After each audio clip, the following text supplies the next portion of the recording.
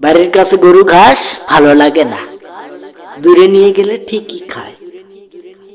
তো ঘরের চাউলের ভাত কি ভালো লাগে না, কিনে খেতে ভালো লাগে।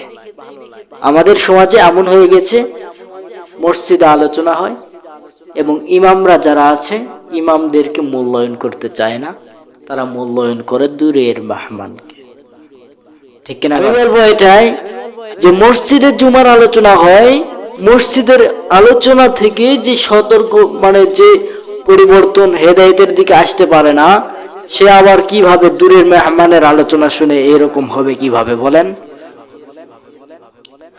মসজিদে তার বাড়ির কাছে জুমার দিন প্রত্যেক জুমায় আলোচনা হয়, সে বিড়ি খাওয়া বাদ দিতে চায়, বিড়ি খাওয়া বাদ দিতে পারে না, এরপর হারাম খাওয়া বাদ দিতে পারে না।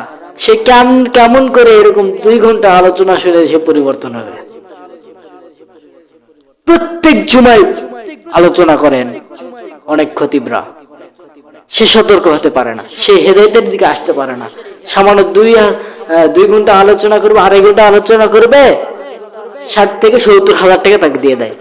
আরে ভাই, তার সংসারে এই 60-70 হাজার টাকা যদি প্রত্যেকটা প্রোগ্রামে দেখেন, একটা প্রোগ্রামে 60,000 টাকা পেল, পরে একটা প্রোগ্রামে 60। তো একজন ইমাম মুয়াজ্জিন এনাকে বেতন দেয় কত দেয় বলেন? 10 থেকে 15, বেশি আর দেয় না। আরে মিয়া, কথা বলবো এটাই, শুনুন, শুনে রাখেন, ইমামকে মূল্যায়ন করুন, ইমামকে, মুয়াজ্জিনদের। কারণ ইমাম আপনার ভার, আপনার এলাকার ভার তার উপরে আছে। ইমামরা হচ্ছে আখিরাতের নেতা। কিসের নেতা? আলেমরা হচ্ছে আখিরাতের নেতা।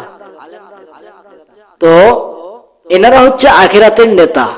তো এদেরকে আপনি আমি মূল্যায়ন করতেছি না, আমরা কাকে মূল্যায়ন করতেছি?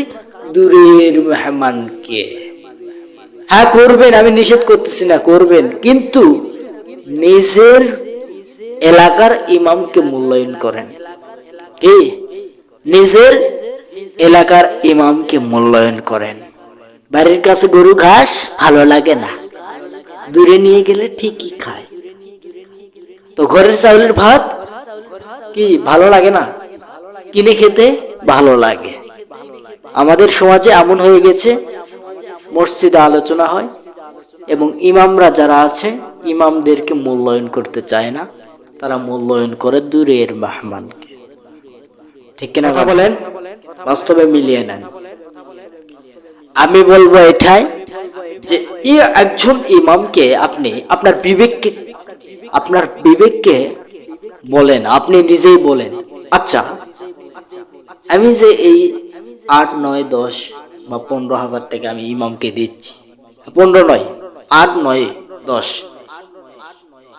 বা 5,000 টাকা, 8,000 টাকা, 7,000 টাকা, এই টাকাটা দিচ্ছি, তার সংসার কি ভালোভাবে চলবে? ভেবে চিনতে বিবেককে খাটাবেন, চলবে?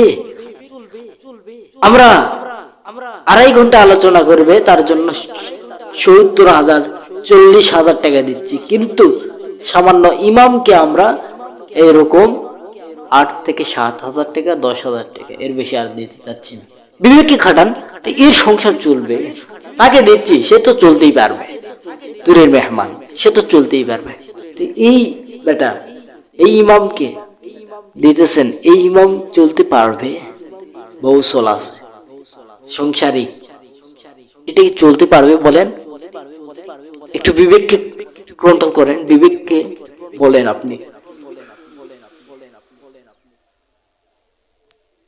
আপনি আমি মর্যাদা দিচ্ছি না, তারা হচ্ছে আখিরাতের নেতা। আমাদের সব ভার ইমামের উপরে আছে। কার উপরে? ইমামের উপরে আছে। ওই ইমামকে আমরা অমূল্যায়ন করতেছি। ঠিক কিনা কোন? আমাদের সমাজে ইমামদের কোনো মূল্যই নেই। এই যে 9,000 টাকা, 8,000 টাকা দিচ্ছেন, এই টাকায় কি তার সংসার চলবে বলেন? আপনার বিবেককে খাটান, চলবে? হ্যাঁ, যে হুজুরদের বেতন তো লাগে না, সামান্য বেতন দিলে তাতে বরকত। আমি বলবো এই বরকতটা আপনি নেন, আপনার ওই বরকতটা আমাকে দেন। আমি ইমামের হয়ে বলতেছি, আমরা ইমামরা যারা বেতন পাই, ওই বেতনে আমাদের অনেকে বলে যে বরকত, তাহলে বরকত যদি হয় তাহলে আপনি আমার ইমামদের বেতনটা আপনি নেন, আর আপনার যে মাসিক স্যালারি ওইটা ইমামদের দেন। কেমন চলে আপনি একবার ট্রাই করে দেখেন, কেমন মজা। কথাখান ঠিক কিনা?